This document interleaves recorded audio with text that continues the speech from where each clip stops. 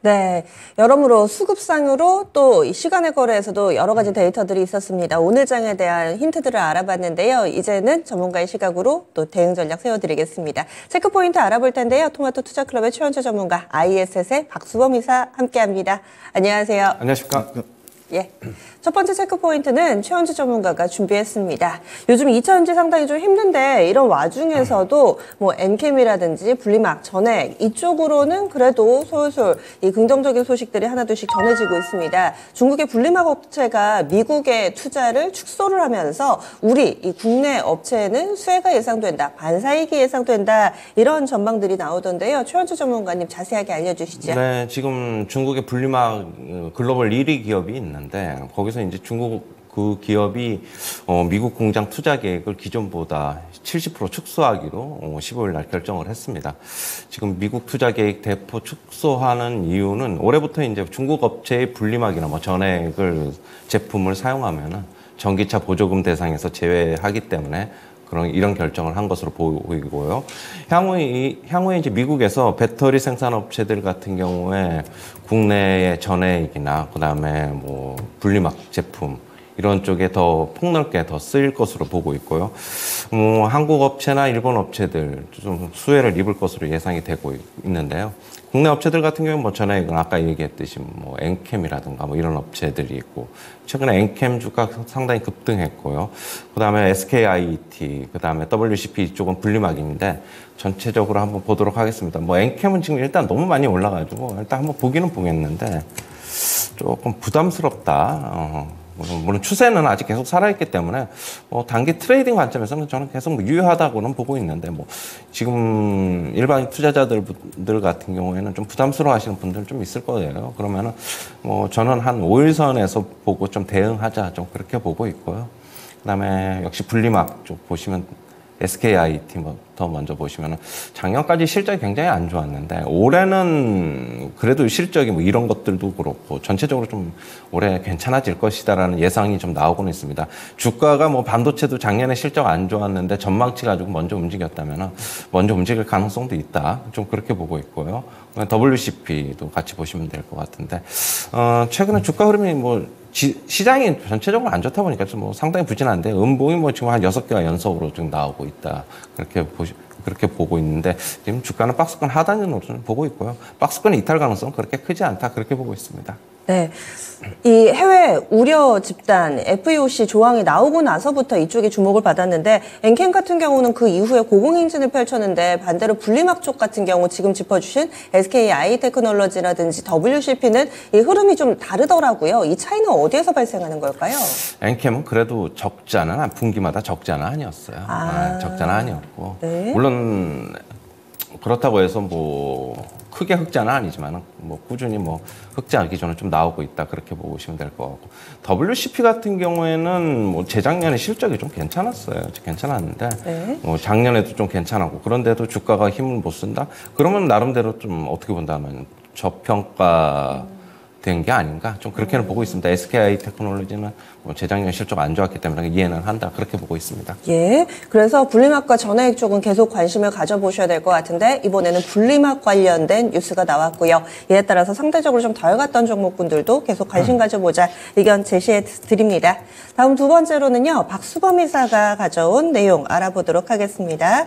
오늘 장에서 또 눈여겨볼 만한 내용을 제시를 해주셨는데요. 로봇입니다. 로봇은 LG 쪽에서도 M&A 할 거다. 그리고 각 사에서도 대기업들이 IPO도 준비가 돼 있고요. 삼성 같은 경우도 웨어러블 로봇을 내놓는다. 계속 뉴스 전해지고 있습니다. 로봇 산업. 하지만 이 관련된 종목 내에서도 순환매 양상을 보여주더라고요. 재상승 구간인지에 대해서는 어떤 의견 가지고 계신가요? 네, 로봇 관련주들이 최근에 좀 뜨겁습니다. 잘 움직임을 좀 보여주고 있고 지난 12월 달이었죠. 지난달 같은 경우에도 지금 정부에서 이제 첨단 로봇 산업 비전과 전략이라는 이제 발표를 했습니다. 그 내용들이 이제 2030년까지 K 로봇 시장을 20조 원 규모로 육성하겠다는 내용이었어요. 근데 오늘도 발표를 합니다. 오늘도 정부에서 발표가 있을 텐데 4차 지능형 로봇 기본 계획 발표를 하게 됩니다. 그렇기 때문에 지금 로봇 관련주들이 오늘도 좀 움직이지 않을까라고 좀 보고 있는 상황이고요. 그리고 전체적으로 지금 로봇 산업이 지금 국내 같은 경우에는 다른 어떤 나라보다 좀 빠르게 지금 현재 대처해 나가고 있다라고 볼 수 있는 게 아무래도 고령화가 이루어지고 있고 그리고 뭐 노동 가능 인구가 계속 줄고 있다 보니까 그런 부분들이 로봇으로 대체되고 있고 산업용 로봇, 뭐 협동 로봇 이렇게 대체가 되고 있죠. 뭐 그런 부분들이 지금 이제 계속해서 매출을 국내 시장뿐만 아니라 해외 시장 쪽에서도 좀 끌어올리고 있는 부분들. 그리고 이번에 CS 2024에서도 가장 핫했던 분야 중에 하나가 또 로봇이었지 않습니까? 그러다 보니까 관련 종목들이 보게 되면 다시 한번 움직임을 좀 보여주고 있다. 특히나 이제 뉴로메카가 최근에 좀 주가 상승 흐름이 굉장히 강했죠. 뭐 그 외에도 보게 되면 뭐 로보스타라든가 그리고 뭐 SBB테크 그리고 뭐 T로보틱스 뭐 이렇게 해서 많은 로봇 관련주들이 좀 움직임을 보여주고 있습니다. 근데 올해 같은 경우에도 상장하는 회사가 대략 한 6개 정도 회사가 로봇 관련 회사가 상장할 예정이고요.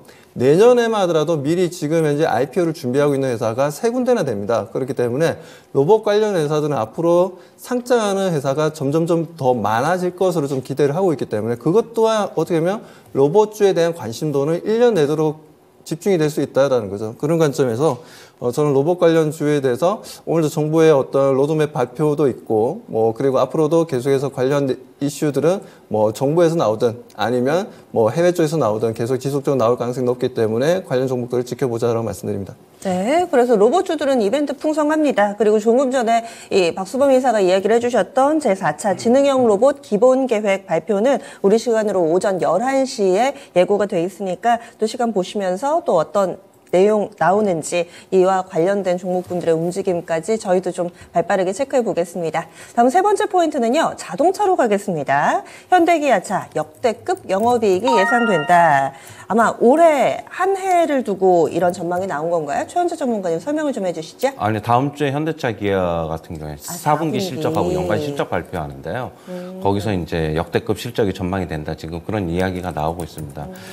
지금 작년 같은 경우에 지금 4분기 실적, 연간 실적 전부 다 이제 뭐 발표할 건데 현대차 같은 경우는 연간 실적으로 보면은 매출이 162조 7천억이 지금 컨센서스 나와 있고요. 영업이익이 15조 4천억 정도 지금 예상이 되고 있습니다. 사상 첫 영업이익 15조 원 지금 돌파할 것으로 보고 있고요. 역대 최대 영업이익은 22년에 기록했던 9조 원대인데 큰 폭으로 좀 뛰어넘을 것으로 보고 있고요. 기아 같은 경우는 작년에 매출이 약 101조 정도 기록할 것으로 보고 있고 영업이익은 약 12조 원 정도 지금 예상이 되고 있습니다. 뭐 역시 사상 첫 영업이익 10조 돌파할 것으로 보고 있고 뭐 최대 실적이다 그렇게 보시면 될 것 같고요. 지금 역대급 실적을 기록하는 원인은 역시 뭐 수출 증가, 그 다음에 SUV, 그다음에 뭐 제네시스 등 이런 고부가 가치 상품, 고수익 차량이 판매가 증가됐기 때문에 그런 것으로 지금 보고 있습니다. 현대차, 기아 차트 한번 보시면은요. 네. 지금 현대차 같은 경우에는 일단은 최근에 지수 흐름은 안 좋았는데 일단 버티고 있다. 그러면은 먼저 바닥권에서 먼저 좀 터닝할 가능성도 있어요. 기아도 그렇고 어제도 상승했고요. 지금 현재 주가는 크게 무리가 없다. 근데 이제 뭐 올해 전망은 작년보다는 좀 안 좋을 것이다. 뭐 그렇게는 예상이 되고 있는데 만약에 금리 인하가 된다면은 저는 뭐 그것도 기우이지 않을까? 뭐 역시 뭐 할부나 리스가 금리에 연동되기 때문에 뭐 그렇게 우려할 만한 상황은 아니다라고 보고 있고 어느 정도의 감익은 예상이 되지만은 저는 뭐 경기가 그렇게 침체까지 안 가면은 그리고 금리도 낮아지면은 여전히 수출하고 뭐 판매는 괜찮지 않을까 그렇게 보고 있습니다. 네, 현대 기아차 차트 놓고 보면은 코로나 국면 이후에 뭔가 좀 보이지 않는 벽에 현대차 같은 경우는 20만 원, 기아는 10만 원 벽을 시원하게 뚫지를 못하면서 그 근방에서 왔다 갔다 하는데 올해 전체적으로 보면은 이 박스를 뚫을 수 있을까요, 최현주 전문가님? 기아 같은 거는 가능해 보여요. 현대차는 조금 무거워서 좀 그렇고 기아 네. 같은 경우에는 뭐 현대차보다 영업이익률도 좋고 제가 항상 두 업체들 비교하면서 기아가 영업이익률이 좀 더 좋으니까 저는 조금 더 이쪽이 더 상승할 가능성이 높다 일단 그렇게 보고 있습니다. 예, 알겠습니다. 이번 4분기에도 자동차 섹터는 좋을 거다, 실적이 좋을 거다 이렇게 예상이 나오고 있습니다. 다음 마지막 포인트 넘어가 보겠습니다.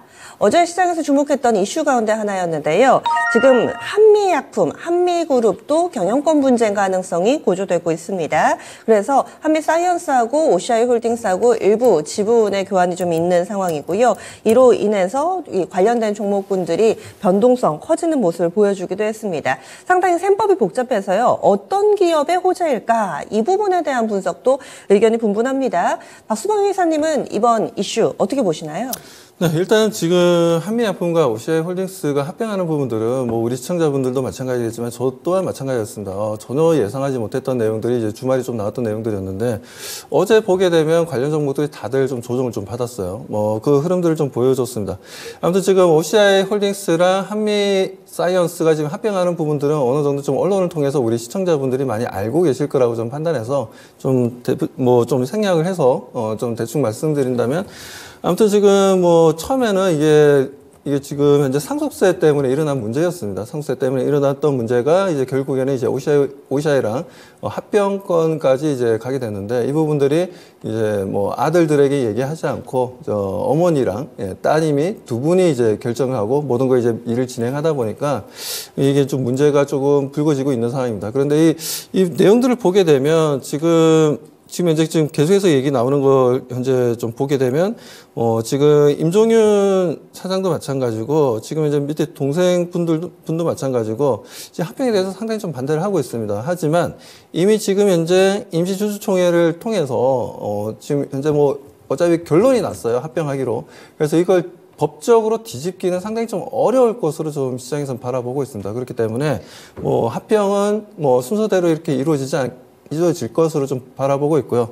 뭐 그렇게 된다면 지금 현재 OCI홀딩스가 보면요. 어제 같은 경우에도 지금 OCI홀딩스가 지금 보게 되면 외국인과 기관 쪽의 수급이 조금 들어오는 분위기였어요. 특히 연기금 물량도 마찬가지, 투신도 마찬가지고 계속 좀 들어오고 있고 외국인이 좀 매도를 하긴 했네요. 외국인이 좀 매도를 하긴 했고 그리고 우리가 한미사이언스를 좀 보게 되면 한미사이언스 같은 경우에도 연기금과 투신과 외국인들은 다들 좀 매도 포지션을 좀 취했습니다. 매도 포지션을 취했고, 그리고 우리가 어떻게 보면 좀 한미약품을 통해서 어떻게 보면 후광을 좀 받을 수 있는 회사가 OCI 그룹 쪽에 있는 이제 부강약품이라고 좀 볼 수가 있는데, 부강약품 같은 경우에는 어제 같은 경우 연기금에서 정말 오랜만에 계속해서 지속적으로 매도 포지션을 정하던, 물량을 털어내던 연기금이 어제 갑자기 순매수로 좀 전환이 되었습니다. 그래서 부강약품 같은 경우에는 정말 이게 합병이 이루어진다면 한미약품을 통해서 어느 정도 시너지 효과가 강하게 좀 발생하지 않겠냐. 신약 개발 부분에 있어서도 공동으로 또 연구 개발하는 부분들도 좀 확대될 수 있는 부분들이고 뭐 한미약품과 그리고 부강약품의 장점이 또 하나의 또 시너지 효과가 좀 발생할 가능성이 좀 높다라고 보고 있습니다. 그래서 부강약품의 주가 움직임도 계속해서 최근에 뭐 단기 상승을 하긴 했지만 지켜볼 필요가 있다고 말씀드리고 그리고 어차피 지금 현재 이런 지분 싸움이나 여러 가지 좀 이슈는 단기간에 끝날 것 같지는 않아요. 그 아드님들이 지금 현재 백길이 지는 않을 것으로 보기 때문에 계속적으로 이슈화될 건데 그러면 그럴수록 최정점 계열사의 최정점에 있는 OCI홀딩스를 관심 있게 저는 봐야 된다라고 보고 있습니다. 그렇기 때문에 OCI홀딩스 같은 경우는 기관과 외국인들의 매수세가 다시 한번 돌아서면서 지분을 좀 더 확보하는 움직임들이 만들어질 수 있다라고 좀 판단하고 있어서 아무튼 지분 싸움이 이제부터 본격적으로 이루어지는 게 아닌가라는 관점에서 바라본다면 OCI홀딩스 그리고 어느 정도 이제 두 합병의 진짜 효과를 볼 수 있는 기업은 부강약품 이 두 가지를 우리가 장중에 좀 관심 있게 바라보자고 말씀드립니다. 네. 그래서 수혜주를 OCI홀딩스하고 부강약품으로 봐주셨네요. 이렇게 해서 포인트 4가지 알아봤습니다. 추천주 넘어가기 전에 오늘 목표가 도달 종목 하나 있습니다. 최현주 전문가가 12월 말쯤에 제시를 했던 엠로 11월 말쯤입니다. 11월 29일에 제시했던 엠로 목표가 도달했습니다. 7만 원 이하에서 샀었고요. 목표 주가가 7만 9천 원이었는데 8만 원도 넘어섰습니다. 수익률은 18%가량 나오는데요. 엠로 추가적인 전략 주시죠. 역시 뭐 AI 시대 수혜주다 그렇게 보고 있고요. 삼성 SDS에 합병이 된 이후로 시너지 효과가 본격적으로 발휘될 것이다 그렇게 보고 있습니다. 2차 목표가는 9만 원 제시하도록 하겠습니다. 2차 목표가 주시네요. 어제 그제 그러니까 금요일과 월요일 상당히 좀 강한 탄력을 보여줬던 엠로 어제 종가가 딱 8만 원인데요. 9만 원으로 목표 주가 잡아드렸습니다. 들고 계신 분들, 수익 나신 분들 모두 축하드리고요. 조금 더 욕심을 내보자. 9만 원 2차 목표가 설정됐습니다. 오늘의 추천주 넘어가겠습니다. 박수범 이사님 어떤 종목 알려주시겠어요?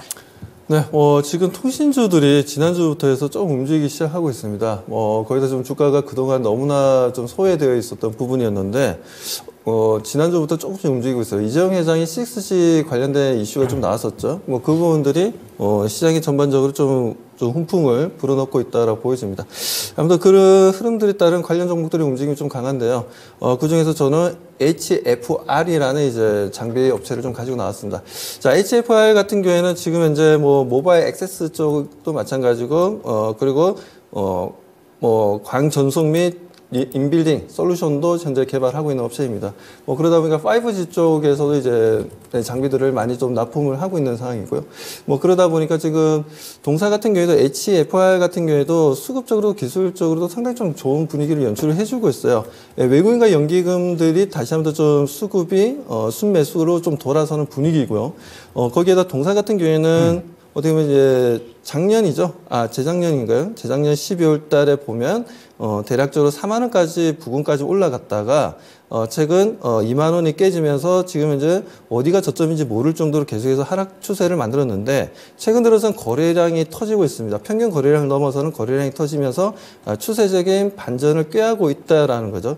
이런 부분들을 우리가 좀 보게 되면, 이제부터는 주가가 좀 상승 쪽에 우리가 좀 더 포커스를 맞추고 좀 대응해야 되지 않나라고 좀 보여집니다. 그런 부분에 있어서 항상 그렇습니다. 수급이 이제 변화를 보여주면 항상 터닝 포인트다라는 걸 우리 시청자분들도 좀 아셨으면 좋겠습니다. 그러니까 하락 추세에서 거래량이 커졌다. 평균 거래량이 그전보다 많아졌다. 그건 추세 변화다라고 보시고, 그거는 이제 고점 신호가 피크아웃 되는 고점 신호에서도 그런 신호가 좀 나와주고요. 그리고 저점을 만들고 다시 한번 더 상승 추세로 전환될 때도 그런 흐름들을 만들어주니까요. 그런 관점에서 HFR 같은 경우는 기술적으로도 단기적으로 대응하더라도 네. 좋은 수익을 만들 수 있다는 말씀드립니다. 가격 전략은? 네, 가격 전략은 지금 현재 목표가는 25,500원으로 좀 약간 보수적으로 좀 말씀을 좀 드리고요. 그리고 그 상황에 따라서 계속 추가적인 목표가 수정으로 말씀드리도록 하겠습니다. 그리고 손절가는 16,500원을 좀 대응해보고, 매수가는 현재가 매수 가능합니다. 네, 위아래로 10% 정도씩 열어두고 있습니다. HFR이고요. 최원주 전문가님은 어떤 종목 가져오셨어요? 네, KMW입니다. 오늘 두 종목 모두 다 통신 장비입니다. 이런 날이 많지가 않은데 KMW 모멘텀 알려주시죠. 최근에 대량 수급, 거래 유입이 좀 되고 있으면서 양봉을 만들어 나가고 있습니다. 네. 무선 통신 장비 업체고, 최근에 6G 얘기가 나오면서 수혜로 거론되면서 전부 다 통신 장비 업체들 같이 움직이고 있고요. 지금 결국엔 삼성에서 6G 투자 확대가 전망이 되면서 수혜가 예상이 되고 있습니다. 그리고 수출이 최근 들어서 좀 증가를 하고 있어가지고, 작년, 재작년 계속 적자였는데, 하반기에는 영업이 흑자 전환이 일단은 예상이 되고 있습니다. 차트 보시면은 어제도 대량 거래가 유입되면서 강한 상승세 나타났고요. 가격은 조금 보수적으로 볼게요. 네. 매수가는 15,000원에서 15,500원 사이에서 좀 분할 매수 하시고요. 목표가는 18,000원. 손절가는 13,500원 제시하도록 하겠습니다. 역시나 위아래로 넓게 보지는 않습니다. 10% 중반대의 목표 수익률 잡고 대응 전략 나왔는데요. 목표 수익률은 한 20% 정도 되겠네요. 그래서 KMW는 어제 종가보다 약간 아래쪽에서 분할 매수 전략, 목표 주가는 18,000원 설정됐습니다. 지금까지 체크포인트 추천주 알아봤습니다.